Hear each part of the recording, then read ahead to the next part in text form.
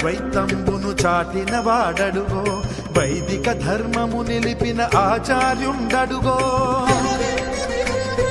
విశిష్టాద్వైతంబును చాటిన వాడడుగో వైదిక ధర్మము నిలిపిన ఆచార్యుండడుగో